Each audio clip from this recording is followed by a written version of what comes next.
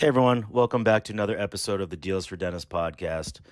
I'm your host, Dr. Eric Block, and as always, I want to inspire, entertain, and educate you on the best tools and technologies out there.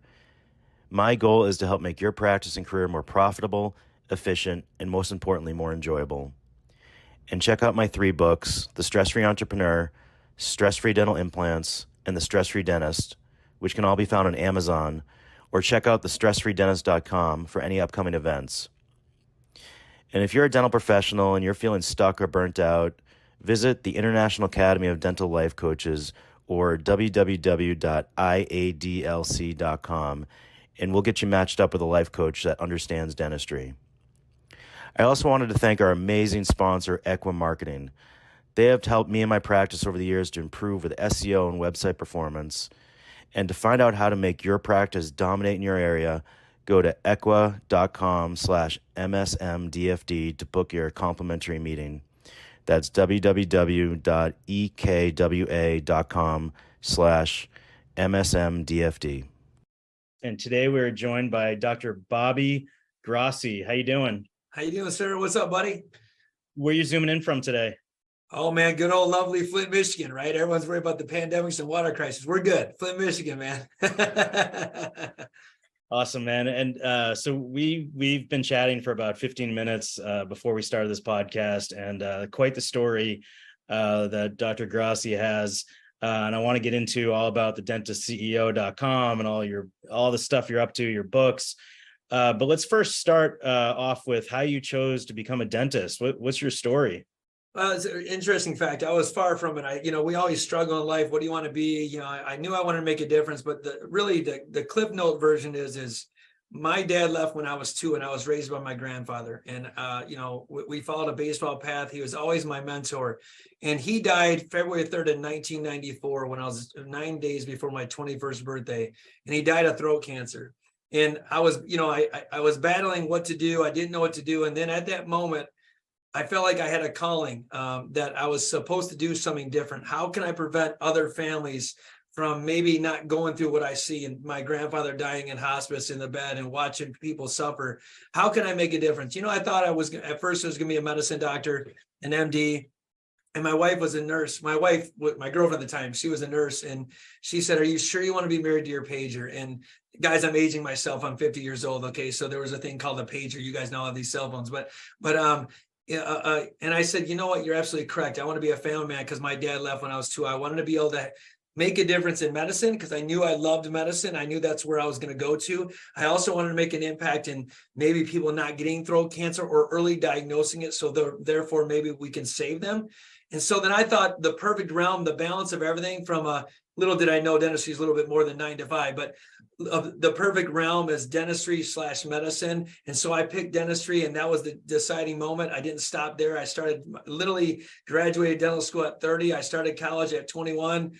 And so if people think you never have time, you always have time, man. So I knew I wanted to make a difference to somehow make an impact early on in my dental career. And it's evolved since then, but really to maybe stop the progression of cancers or early diagnosis of cancers. And that was my calling at first. Wow. So it sounds like, that was really the kind of the eureka moment was regarding helping people with cancer. But it sounds like you didn't have the traditional, study and take the DATs and take all the prereq classes and go right from college to dental school, right? No, it was a struggle, man. I mean, like I said, my mom was a single mom, raising 3 kids on 18,000. Everything you hear now is kind of created by cause and create what you want. I'm a guy that believes that you can cause and create anything you want. Life's not going to be handed to you. So I had to work a full-time job. I had some support system, from people here and there. But yeah, I went to college and decided that I want to major in biology. Once I did that, I graduated at 25 years old in undergrad. And then was on the wait list, which was kind of a crazy story. So my baseball number was 3. This is kind of cool story. So I should have graduated dental school in 2002. For some reason, I was on the wait list, and I believe this is a sign of Christ for God or whatever. But I ended up graduating in 2003, which is ironic, seeing I dedicated my whole life to honor my grandfather, and he made me wear the baseball number 3. So forever I get badged of graduating dental school in 2003. So it was pretty cool, man. It's kind of one of those things that's just fate has it. So yeah, so I mean, worked my butt off, did what we got to do, got through dental school, commuted back and forth to Detroit Mercy to Flint every single day because I had a wife and child. I worked third shift at GM and slept 2 hours a day. So I'm a guy that really believes that nothing's going to be handed to you. Cause and create anything you want in this life. And you know what? If they say there's not hard work, then you don't want it bad enough. Commitment. I always tell people commitment doesn't know time, it makes time. And so if you're struggling and you know, people listening to this podcast, if they're struggling, hey, what should I do? Always bet on yourself, make the right choices and dig deep. And I promise you great things can happen. So. Oh, that's awesome. Now, how did you, after dental school, how did you start practicing? Did you associate for a while? Did you do residencies? Tell me about your career after dental school. So that's a great question. I knew that I knew dental school were pretty slow, right? The 3-hour preps. And I'm like, man, how can I ever, like, I always had like an entrepreneurial brain. And I was like, how can I ever generate enough revenue if I can only do a prep and, you know, one prep every 3 hours? We remember dental school days, right? And you got to wait for, even though you're fast, you got to wait for all the instructors. So what I did is I said, okay, what is the one field, what is the one place I never would want to own a practice in? And you're going to laugh. And I started working in a clinical setting. So I started for 2 years working really in a clinic. And the reason why I did that, I call it a clinic, even though it's called a practice. Trust me, it's a clinic. It was like an assembly line of dentistry, right? I knew I needed to develop speed because if I could develop speed, and I could get a little bit of confidence underneath my belt, when I came time to owning my own practice, I kind of knew. And then I also know what I didn't like about dentistry in these areas, that I knew that if I ever owned my own practice, I knew what I would want to change, right? And but the beautiful thing about the setting I had is, you know, people do GED, I'm sorry, like advanced trainings after dental school. They do all these little, you know, residencies and stuff. But I kind of was getting a residency training without paying for it, and I had 5 doctors sitting side by side with me. So if there's ever a question, it was perfect. And so I actually worked as a dental assistant in that practice for a year on purpose, so that I knew what to do, right?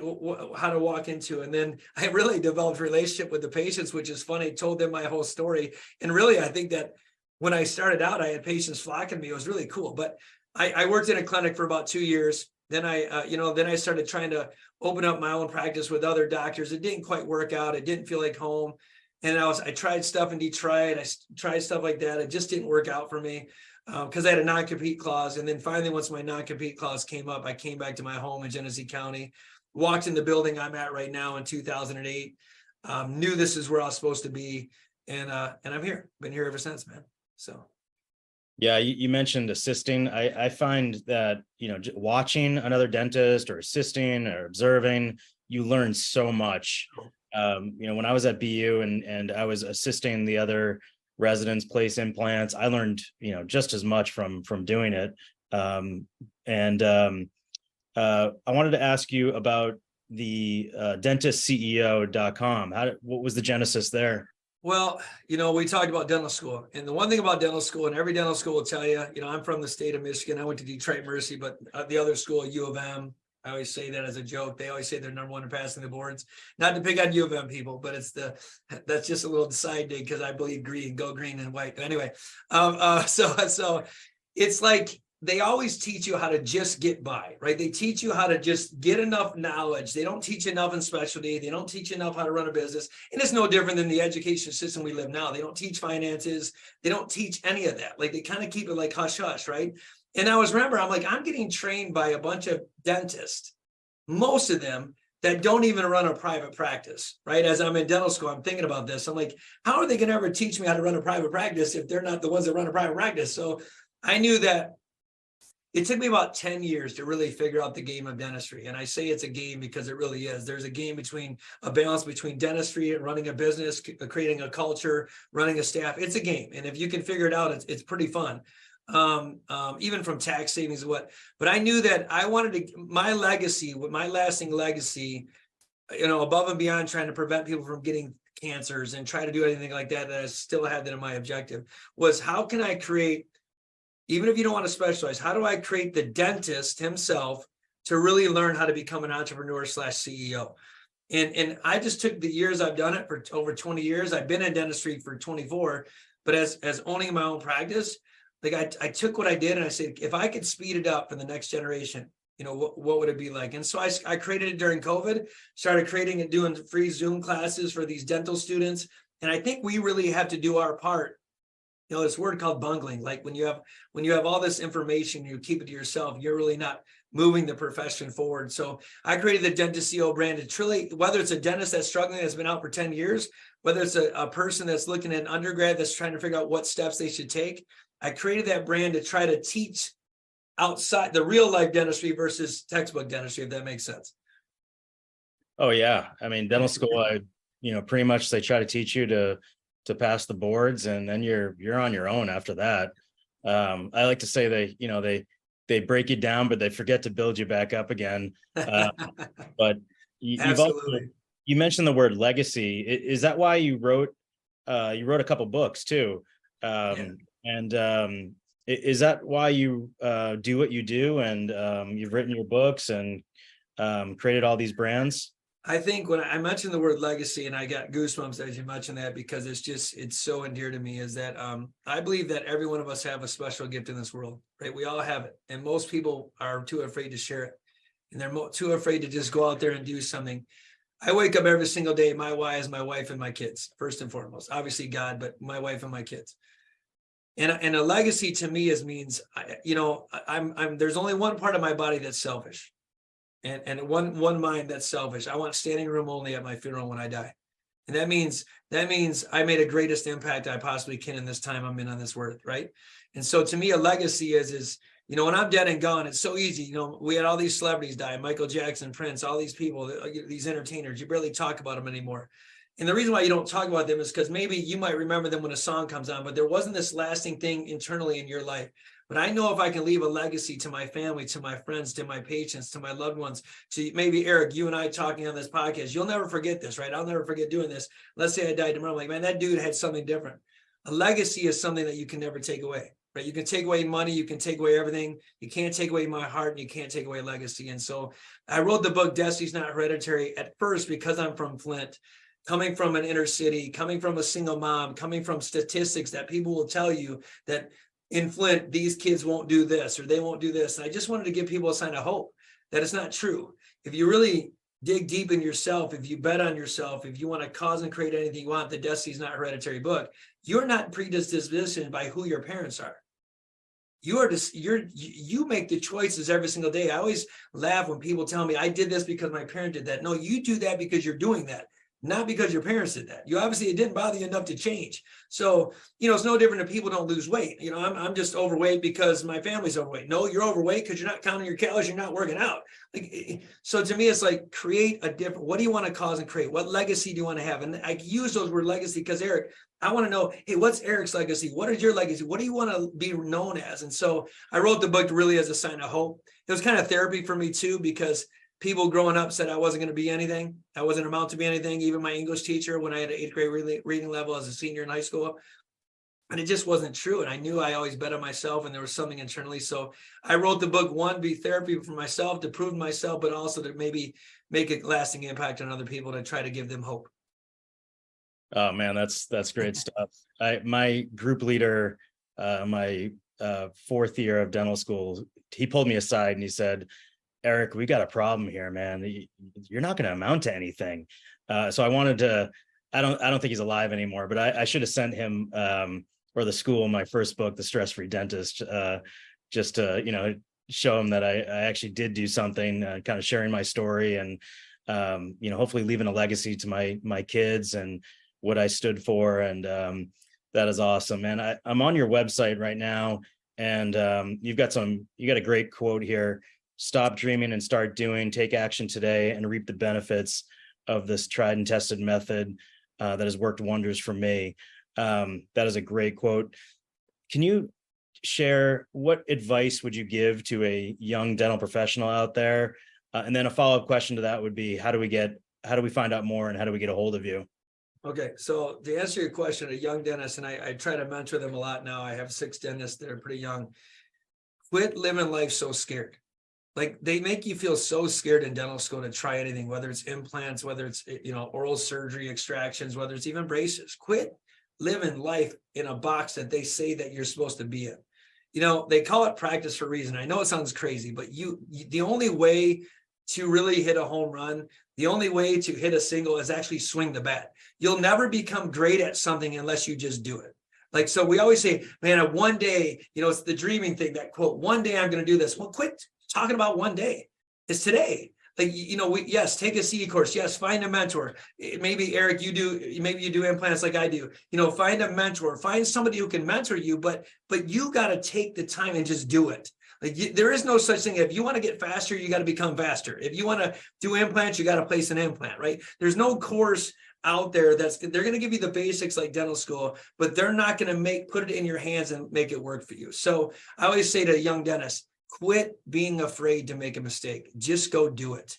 Because every mistake you make, if anybody says you, even in dentistry, they never made a mistake, then they're truly not becoming a dentist. They're not a dentist at all. They make mistakes, right? And even in business, even in life, just go do it, man. Cause and create anything you want.